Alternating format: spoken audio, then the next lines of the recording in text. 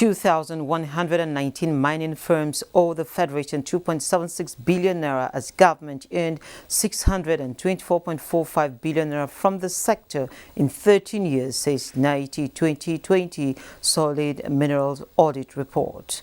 Lekki Deep Sea Port to contribute more than $360 billion to the country's GDP annually, set to commence operation in September.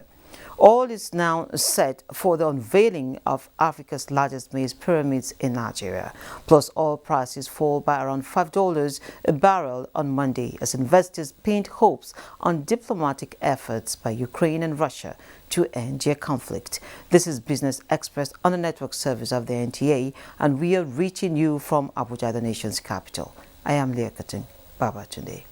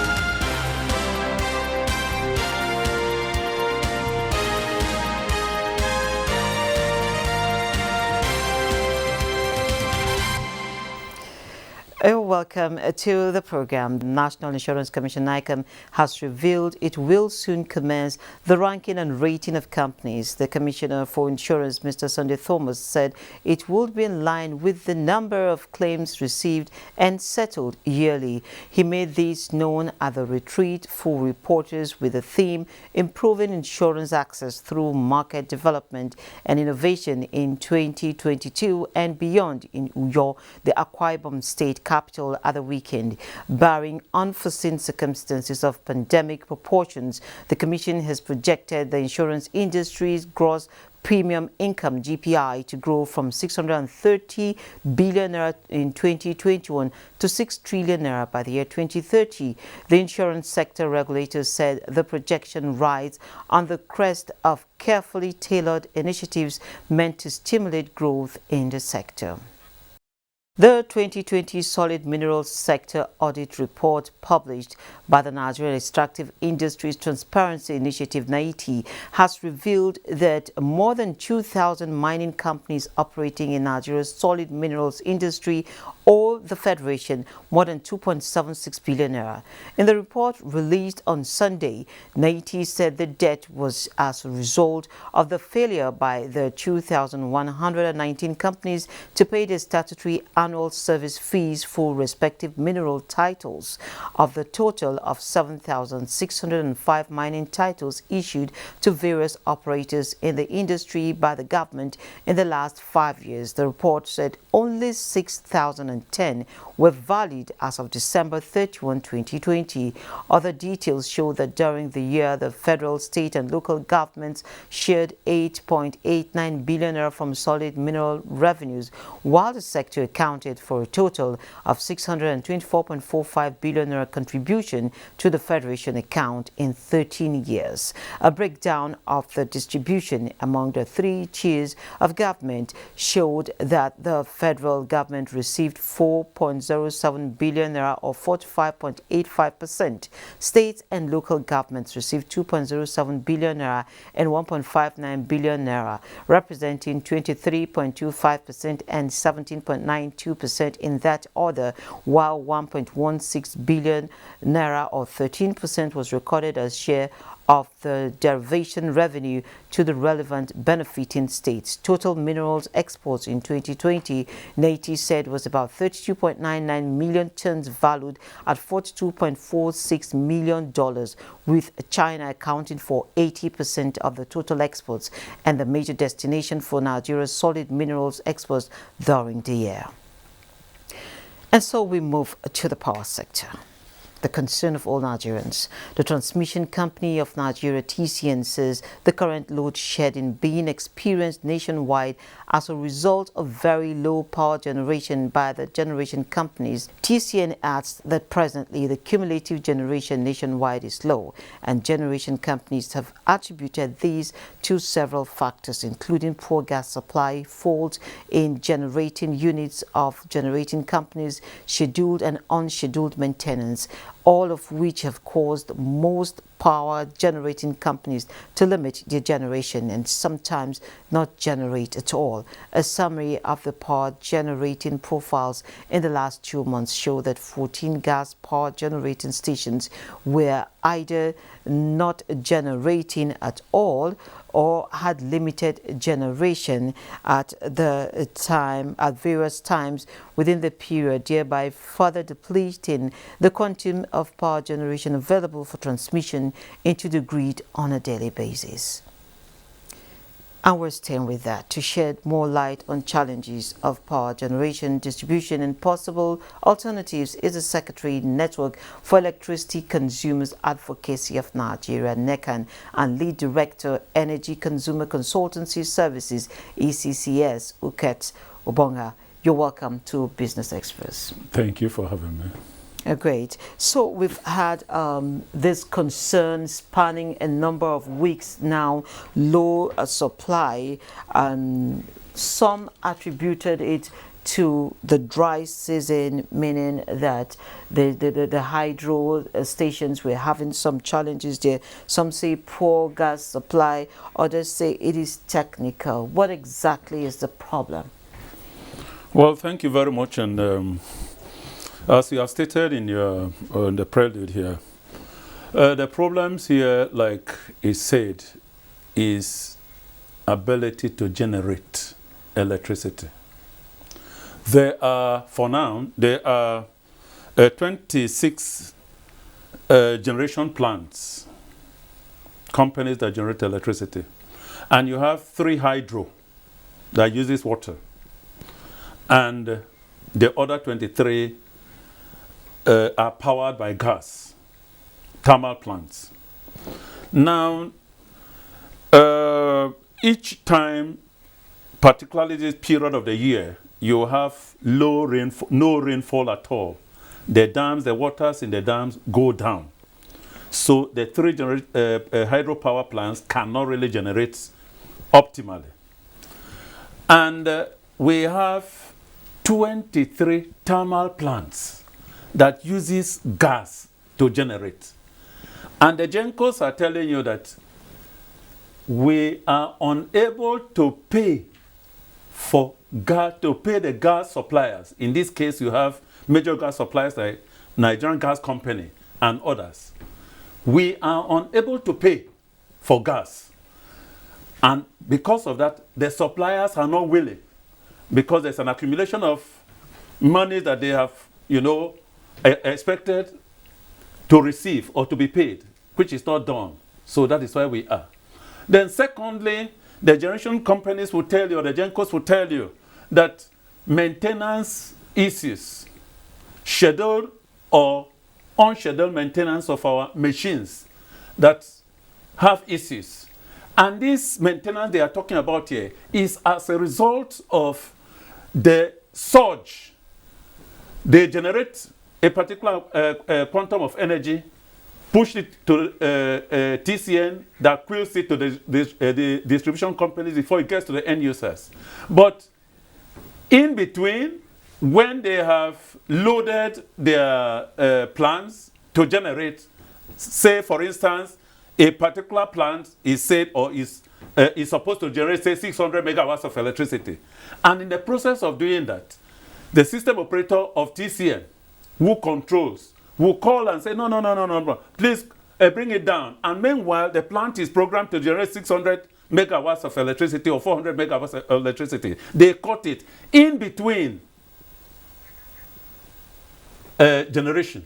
There is a flow back that damages the equipment of the generating company or plant. So these are the issues. Why do we have these things happening? It happens because transmission itself, transmission company of Nigeria cannot carry the load that is being generated. There is installed generation capacity, there is available generation capacity. For instance, we have 26 or 27 generation companies in Nigeria, and they have installed capacity of about 12,000 megawatts of electricity. But they can only generate below 5,000 or at most 5,000 at any given time. So why are they, I wanted to ask, why are they generating at that level, below optimal? As we speak now, there's a system collapse. Before, as I was waiting here, I got information and I read it. There's a system collapse this morning by about 10:45 a.m. A system, the whole of the eastern states, the southeastern states are completely out because there's a system collapse. What happened? They generated electricity, pushed into the transmission line, the grid, and the grid was unable to carry because of what? The poor and dilapidating infrastructure, transmission infrastructure, which is begging to be maintained, to be replaced, to be expanded. So these are the issues. So who does that? Yes, transmission is in the hands of the federal government.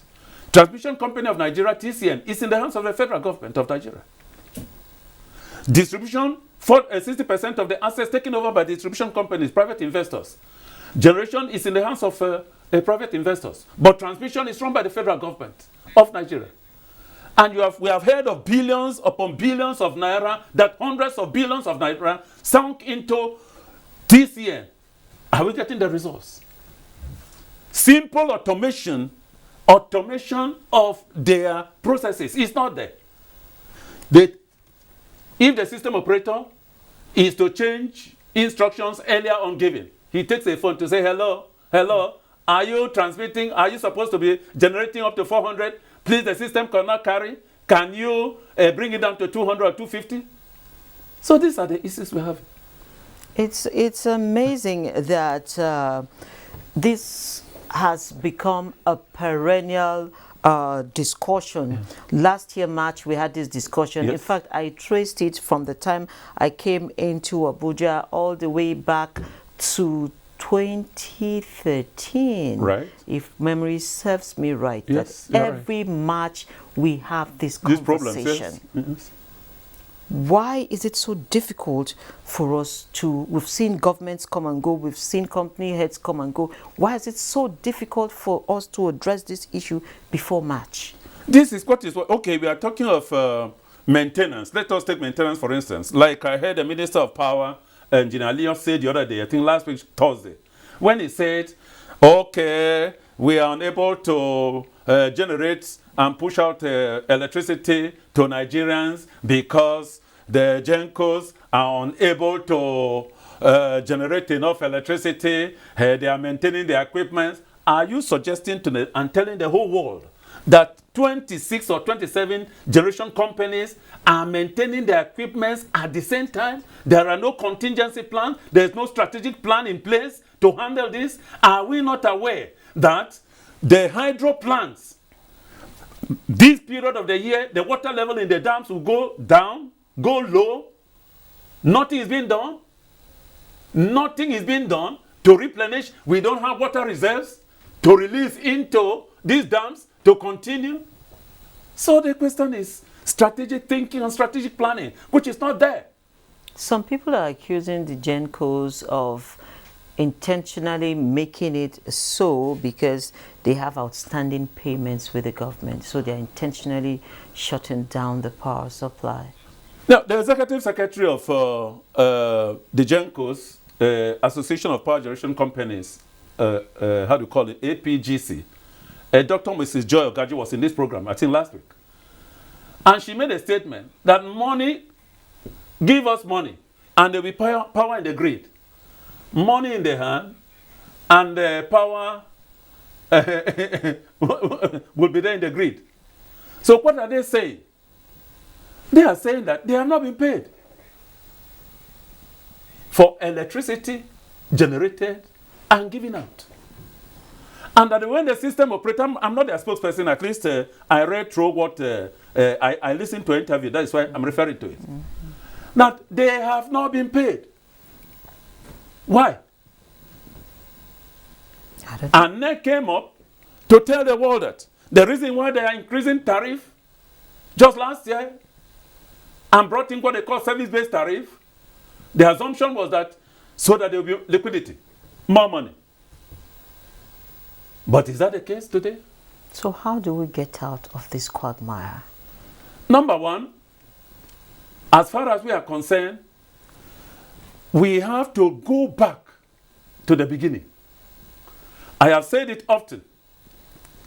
Electricity market is huge, is large, is viable. But because we got it wrong in the beginning, during the process of privatization, where, for instance, the models that were brought in, they brought in, we do cut and paste here because this is not rocket science. This is not, we are not inventing the wheel. They went to India and saw what is going on in India. They brought it wholesale to the Nigerian environment. Our environment is not that of India. If it is working in India, it can't work here. Why? There are countries in Africa today, before privatization. Let us take Zambia as an example. Before they talked of privatization, they had conducted customer enumeration to know the number of Zambians who are using electricity. And they commissioned companies that were going house to house to install meters. But here, we don't know the number of Nigerians in electricity. Number one. Customers even with their money, begging for meters, and the meters are not there. You are talking of liquidity, and you are talking of a metering gap that you don't know the size. So there are issues that are so fundamental, that are at the base, at the bottom of this privatization exercise, which needs to be revisited. For instance, you go to MITO 2, or MITO 2.1, and there's a figure there that says the number of Nigerians in electricity, a subclass, is 7.062 million. And the same document is telling you that there are 5.2 million. That is a subclass is 7 million. Then the overall population of electricity consumers, the whole country, is 5.2 million. Then in 2006, during the Obasanjo regime, there was a national housing census that put the number of Nigerians households in electricity at 10.4 million. But when they were doing privatization, they used 5.2 million. So we have some real fundamental issues to address. And as we speak up till this moment, there is no accurate data. Electricity is a measurable quantity. Everything is measured. You can measure it. You know the number of people that are using electricity, how much they are paying, the quantum of electricity that is there. Nothing is being done to rectify that. Okay, before I let you go, would you say that if we diversify to the alternative sources, will it work for us? Of course, yes. If we diversify, it will work. But let me tell you, it is time for the federal government to decentralize electricity. The country is so large, the current grid, the current situation the current system cannot satisfy Nigerians. See, there are millions of Nigerians out there who are spending monies. Look at the impact of what is going on now, right, as we say, for the past 2 months or beginning of the year. They have increased tariff by how many percentage? Between January and now, those on Band A, non-MD, they have increased their tariff. The ones that were paying 49 naira 75 kobo, they added in January 2 naira. That raised it up 51 naira 75 kobo. Then this very month again, February, they added 4 naira 63 kobo. That raised it up to 56 naira 38 kobo. What percentage? And we are still. The Minister of Finance, while addressing the African Ministers of Finance conference and IMF, he said they have taken out subsidy. Subsidy where? How? So we need to put our hands together. I'll use this opportunity to call on the federal government to institute an independent audit, an independent review. Not the current players, not the ministry officials, not the investors. Pick people outside government, outside the players. Let them look into what is going on in the power sector.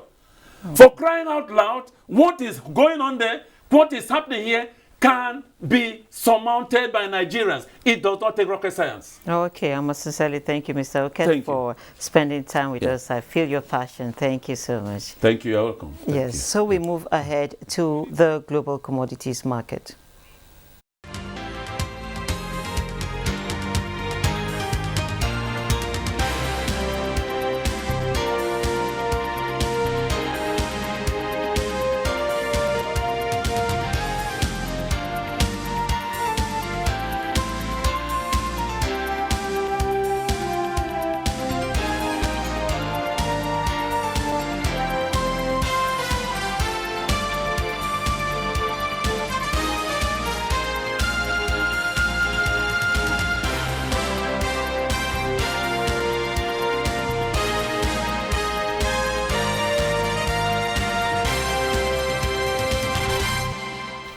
And we move to the stock market, and Muplang Dakok is standing by with a weekly update. Equities market closed the week in the green zone in the week ended Friday, March 11, 2022, amid improved buy activities as investors bought insurance stocks as well as some banking counters. The market recorded 3 days of positives as against 2 days of negatives as the NGX All-Share Index appreciated by 0.36% to close the week at 47,437.48, with market capitalization at 25.566 trillion naira. 2.7 billion shares worth 23.8 billion naira in 22,970 deals were traded by investors on the floor of the exchange. All indices finished higher with the exception of the NGX Consumer Goods, Oil and Gas and Industrial Goods indices, which depreciated, while SM,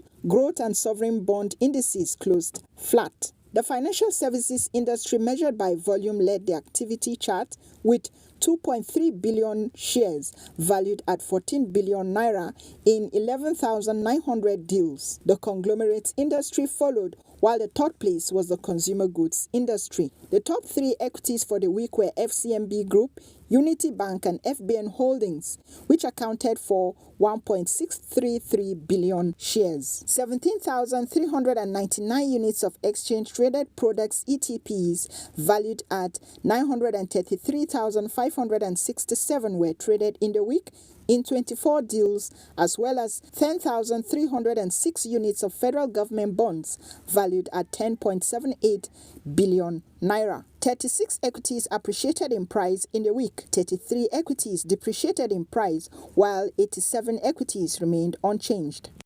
And it's a negative start for the Nigerian equities market as the NGX All-Share Index depreciated this first trading day of the week. At the close of the session, the All-Share Index dropped to 47,428.87 basis points. Market 0.67 basis points. Market capitalization also went down to 25.56 trillion naira. 1.28 billion shares were traded by investors in 4,735 deals valued at 7.918 billion naira. Next is a look at the global markets. Hopes of progress in peace talks between Ukraine and Russia lifted European stocks and Wall Street equity futures on Monday. The DAX in Germany jumped 2.54%. London's FTSE added 0.27%, while France's CAC 40 climbed 1.46%. U.S. stock futures also advanced in early trading as the Federal Reserve is widely expected to announce a rate hike by a quarter percentage point from 0 at the end of its two-day meeting this Wednesday. Futures on the Dow Jones Industrial Average gained 238 points, S&P 500 gained 0.6%, and Nasdaq 100 appreciated by 0.25%. On the other hand, stocks in Asia were mixed on Monday as investors monitor the COVID wave in China. Meanwhile, oil prices continued to be volatile amid the Russia-Ukraine war. Hong Kong's Hang Seng Index sank 4.97% to 19,531.66 to lead losses in the region, followed by the Shanghai Composite, which lost 2.6%, while in Japan the Nikkei 225 gained 0.58%. African markets were negative in early trade this Monday. South Africa, Tunisia and Namibia were all down, but analysts are expectant markets will pick up amid renewed hopes for Ukraine-Russia peace talks. And that's Global Markets Review. Thank you, and that's where we end this episode of the program. It returns tomorrow at 9:30 a.m. Do have a nice day.